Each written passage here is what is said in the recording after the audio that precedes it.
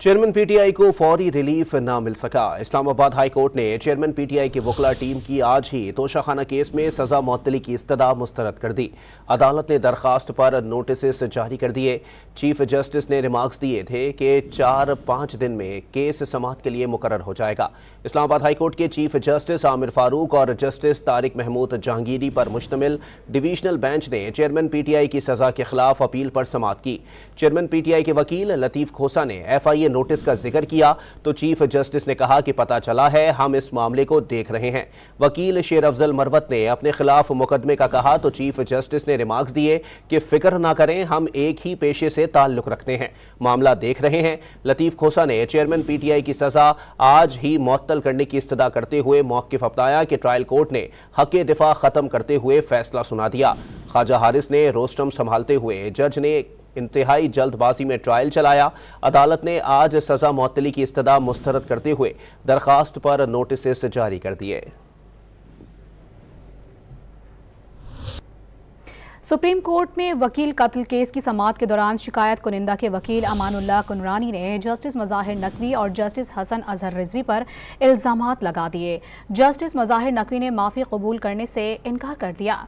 Justice Yahya Afridi की सरबराही में supreme court के 3 रुकनी बेंच ने कोयटा के वकील कत्ल केस नामजदगी के खिलाफ चेयरमैन पीटीआई की दरखास्त पर समाअत की। दौरान समाअत शिकायत कुनिंदा के वकील अमानुल्लाह कुनरानी ने बेंच के 2 अराकीन पर इल्जामात आयद कर दिए।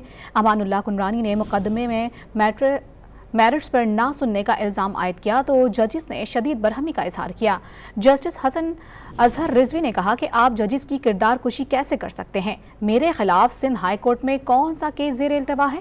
सबूत दें वरना तौहीन अदालत का नोटिस करें। जस्टिस मज़ाहिर नकवी ने रिमार्क्स दिए कि आपको इजाज़त किसने दी इस तरह से हमारे बारे में बात करें? वकील अमानुल्लाह कुनरानी ने नशिस्त पर बैठने लगे तो बेंच ने रोस्टरूम पर बुला लिया। जस्टिस याहिया आफरीदी ने कहा कि अगर आपको जजिस पर कोई एतराज़ था तो तहरीरी तौर पर जमा कराना चाहिए था, आपको रोस्टरूम पर आकर ऐसी बातें नहीं करनी चाहिए थी। जस्टिस मज़ाहिर नकवी ने कहा कि आपने जो इल्जामात लगाए उसका जवाब देना होगा, हम कमज़ोर नहीं हैं। अमानुल्लाह कुनरानी ने जवाबन कहा कि जज साहब आप चिल्लाएं मत, मैं आपका गुलाम नहीं हूँ। जस्टिस मज़ाहिर अली अकबर नकवी ने कहा कि क्या हम गुलाम हैं?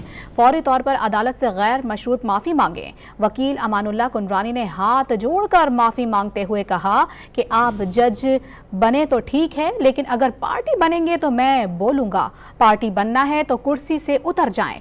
जस्टिस याहिया आफरीदी ने तहरीरी माफ़ीनामा जमा कराने की हिदायत की।